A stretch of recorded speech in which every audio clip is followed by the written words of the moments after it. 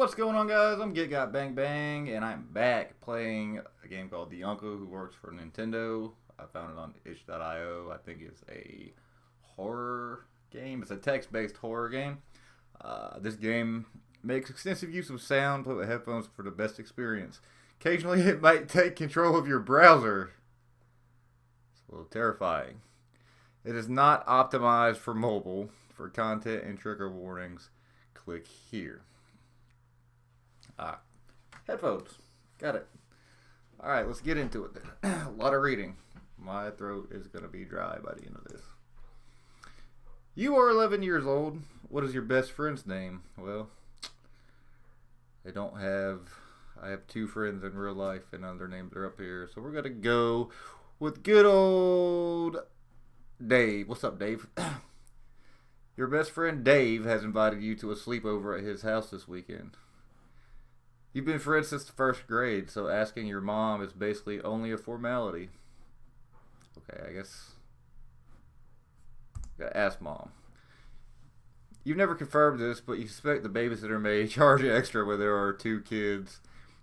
I would, yeah. You sometimes feel like staying somewhere else is the only way you can help out. Oh, okay. Your babysitter charges extra for two kids, so you must have a sibling. Okay. Your best friend Dave, what's up, Dave, has invited you to a sleepover at his house this weekend. You've been friends for. Pretty sure I just went through that. Ask your mom. Is the game broken? Only a formality, maybe? Okay.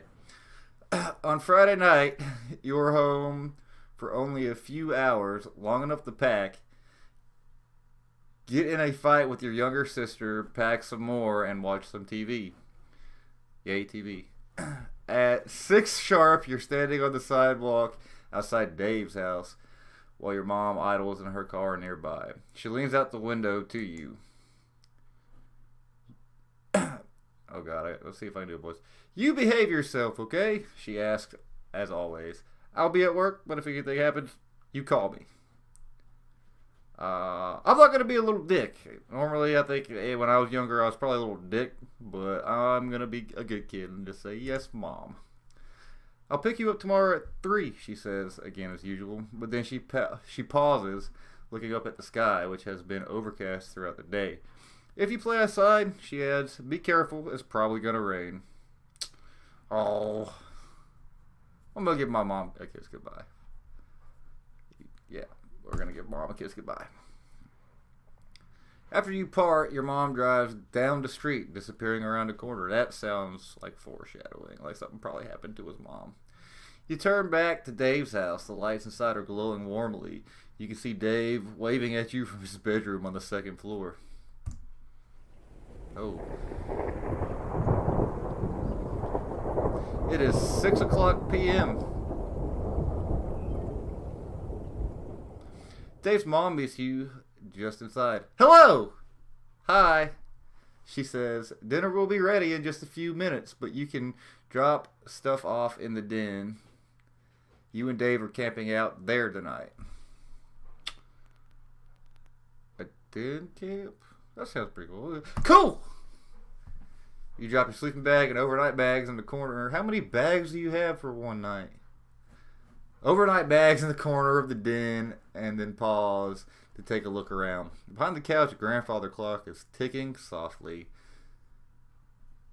Probably a little creepy. Through a set of patio doors on the far side of the room, you can see the sky is just as gray as it was when your mom left. Framed pictures line the walls over the dark fireplace. Framed pictures lines the walls, and over the dark fireplace hangs a monstrous pair of antlers. There's our antlers right here.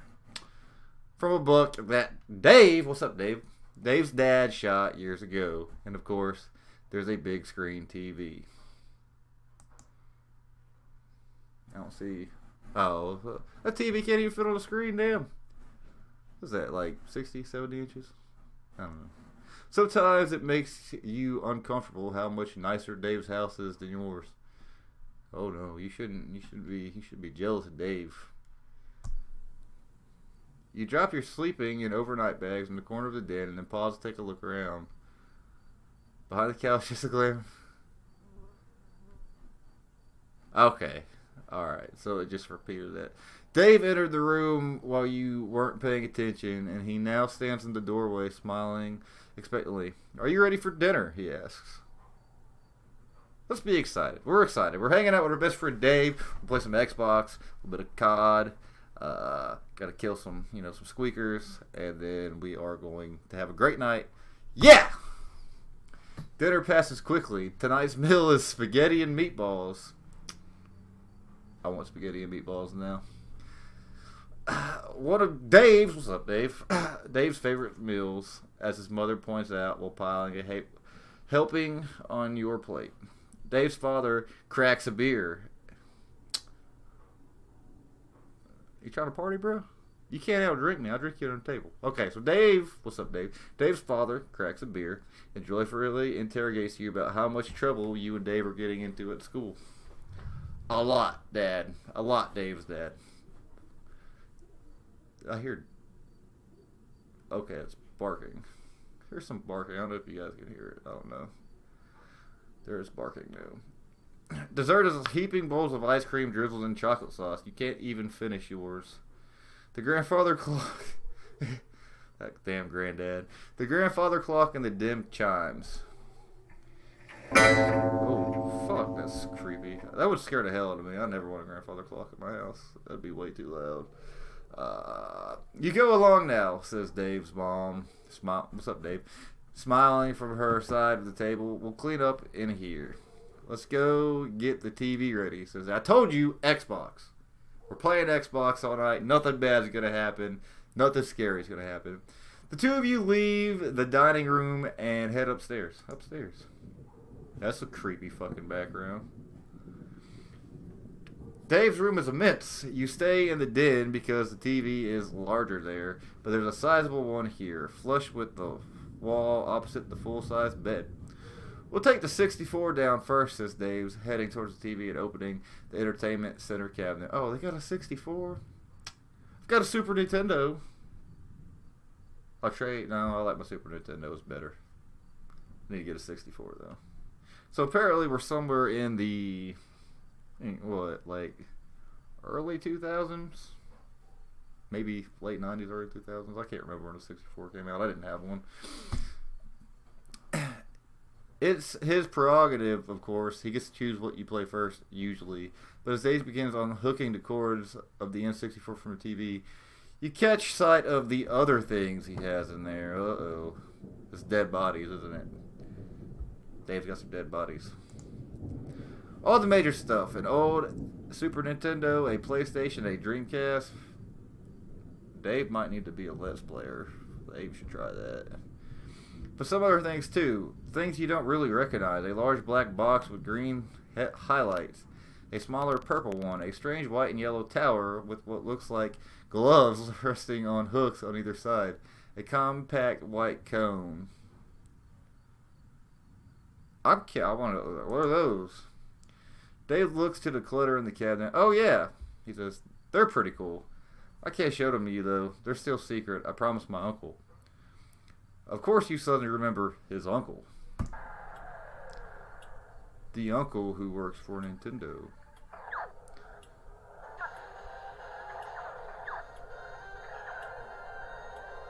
Okay. In the corner, the grandfather clock is ticking softly. Through a nearby set of patio doors, you can see it's getting quite dark. Framed pictures line the... Can I look at the framed pictures? You walk around the perimeter of the den inspecting the pictures idly. Most of them are family portraits from years past. Dave cradled lovingly between his mother and his father, or any one of the three on their own. A happy, tidy family.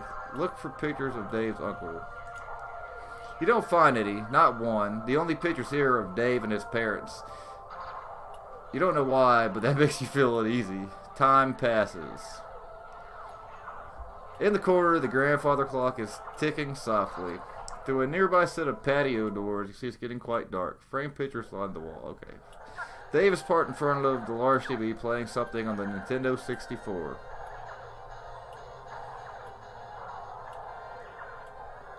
Let's talk today. Let's talk about games.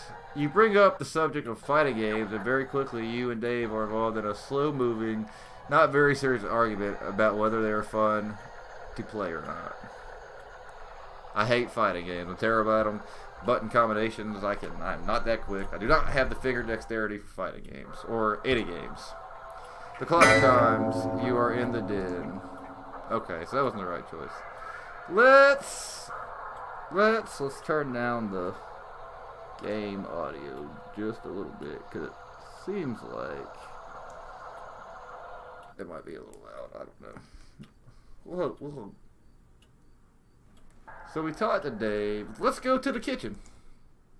Passing through the empty dining room, you enter the kitchen, which is also deserted right now. If I open up the fridge, there's going to be a dead body in there. Fridge. There are a few things here. Soda, cold pizza, milk, a water pitcher, return to the dead. Let's grab a soda. We're hanging out. You know what? I'll see why I can't have a soda. You grab your snack and exit the kitchen. You head back to the dead. So that wasn't right either. Let's just watch Dave play. Dave decides you should play the next game alone. It's pretty boring. You're at a party having a conversation with a man in a business suit, but for some reason you can't move the camera up to see above his mouth. He's always smiling. He tells you a story about how people always mistake him for someone else. Let's play.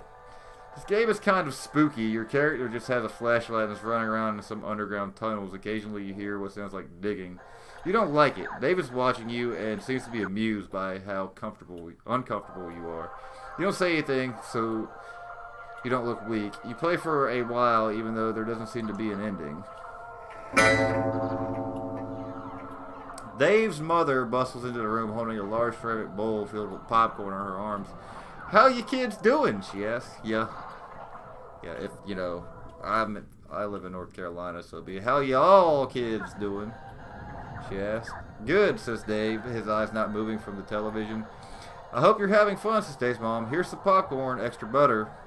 She places it on the floor by Dave. Almost immediately, Dave is shoveling popcorn into his mouth. "Dave, you're a big fatty, Dave. It's okay, though. I understand. I like popcorn, too." Meanwhile, his mother smiles first at him, then back at you. "There's sodas in the kitchen if you're getting thirsty." "I know that. I already went and got one."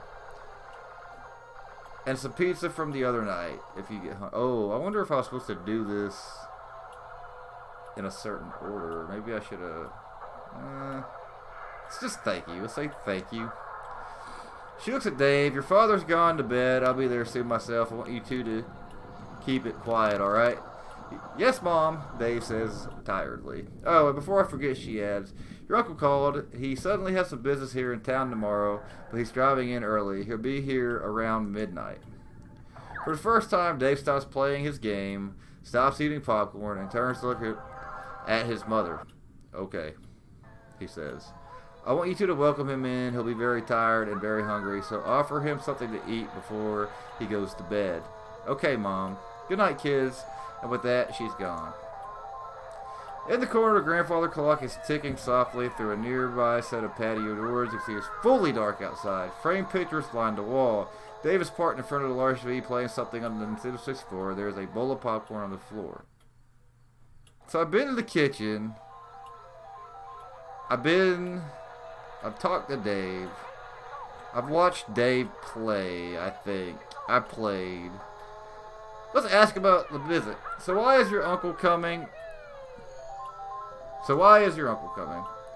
Dave shrugs. Okay, so Dave's mood has definitely changed. There's something with his uncle. Because he was all happy, excited, best buddies, you know, playing video games, talking shit. But now it's just like one-word responses. I thought he worked for Nintendo. "He does," says Dave, frowning but not looking away from the TV. "He's really important there." "Does Nintendo have a lot of business around here?"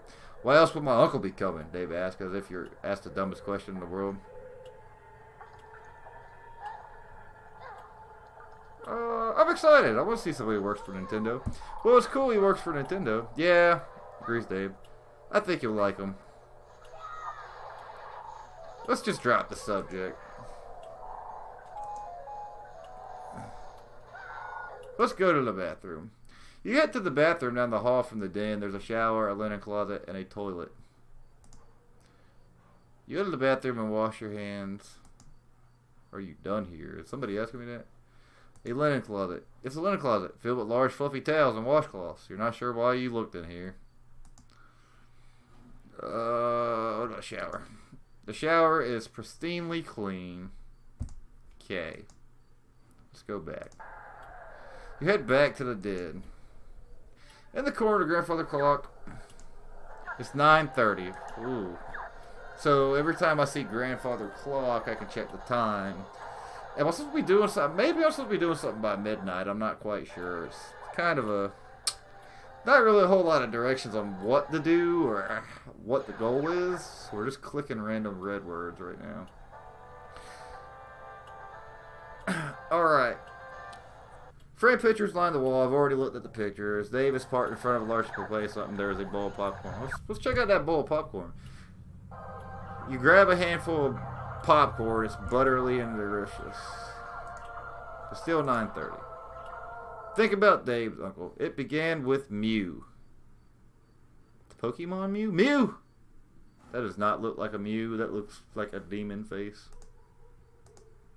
You didn't believe him at first when Dave came to school one day and told you he had finally caught Mew. Prove it, you said. So he pulled out his Game Boy and showed you. I remember, I think it was Pokemon, the Pikachu edition, the Game Boy, you know, the Game Boy Color one. A lot of you probably don't know what that is. It's the one where Pikachu followed you around. It was like the third one they ever released in America. There was like a hack where you had to follow a certain trail and you could get a Mew, and it was like the only way to catch a Mew, and it could corrupt your game file, and I did it, and it corrupted my game file, and I was sad. There it was, Mew. You hacked the game. The 151st Pokemon available on the players at promotional events. I don't think that was a thing. Somehow unlocked on Dave's game. It's really strong, he said. It KOs every enemy in nearly one hit. That's not true. The Mew you get from the hack is like a level 7 or 4, something weak like that. It can't do anything. Dave demonstrated his claim at recess. I'm mad that y'all could play Game Boys at school because we were not allowed to have our Game Boys at school. So y'all kids were lucky. You must have lived, you know, somewhere very not North Carolina-y. Dave demonstrated his claim at recess when you had some other friends linked Game Boys to do battle. Yeah, you don't have a link cable anymore for the DS. I'm pretty sure you just connect to the internet now. Oh man, I still have my Game Boys somewhere. I'm gonna play those one day. You were the first one down. No one else got a single hit on Dave's Mew. You asked how Dave managed to get it. Oh, my uncle got a job at Nintendo, said Dave. You were walking home together past one of the construction crews. Dave still lived next door to you at the time. Oh. He also got me this new Game Boy, said Dave, pulling it out of his pocket. You hadn't noticed it earlier, but yes, Dave now had a sleek new Game Boy Color. Until today, he had one of the old ones, a big gray brick like yours. This one's a special edition, said Dave. Isn't it cool? You agree. You snap out of your reflections. Okay, that didn't tell me anything. Clock chimes. You were in 10. So it was 9:30, so now it's 10? It begins raining outside. It is 10. So do I just spam these until it's midnight and then something happens? Let's watch Dave play. Dave invites you over to play a game of Mario Kart. Mario Kart.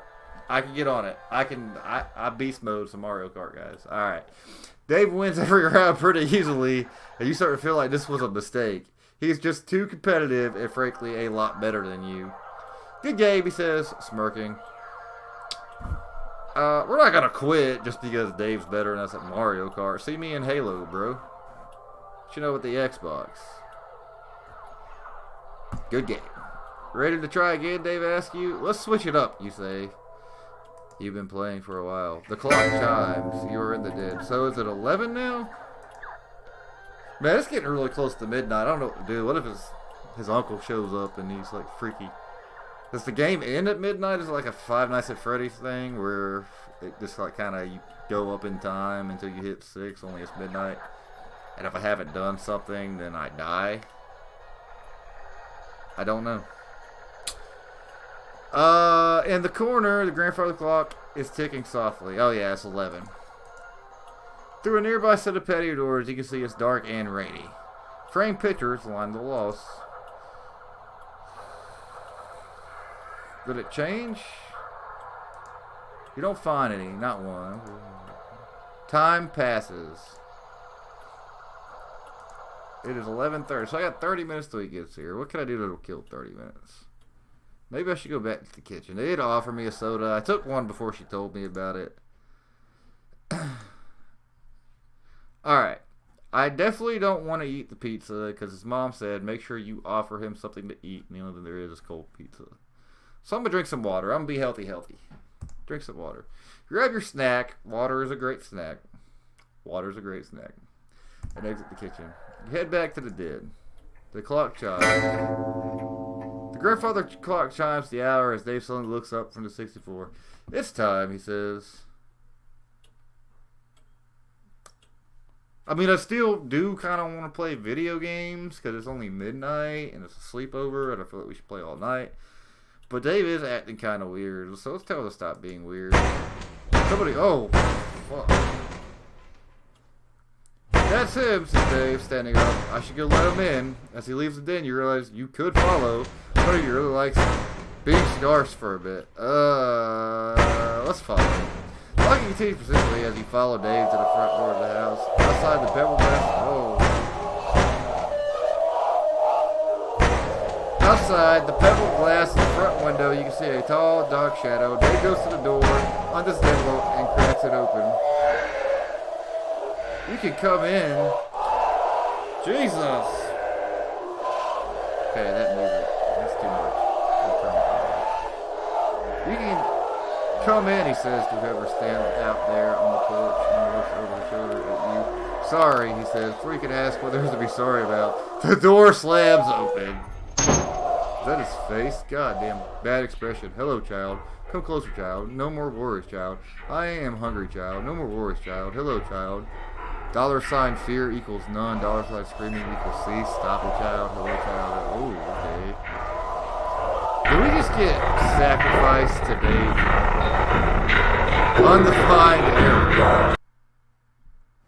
The uncle who works for Nintendo. A twine game by Michael Lutz. Original art. Oh man, really? Is it? There's 5 endings? God. Alright, well I'm not going to do all 5 endings in one video. I got the undefined error ending. So, I'll come back and try to get more of the endings later. I'm guessing maybe like little choices in the way you do things affect it. Like, maybe if you're a little asshole the whole time, you're disrespectful, you don't kiss your mom goodbye, you don't say thank you, maybe that... That is it. Oh, so these are the creators. Michael Lutz, Kimberly Parker. Oh, she did the artwork. The artwork's really cool. I like it anyways. Abstract background made with Icasa by MCC, scripts and CSS resources by Leon Arnott and Tori Hoke. Sound credits. Freesound.org and for his project. Okay.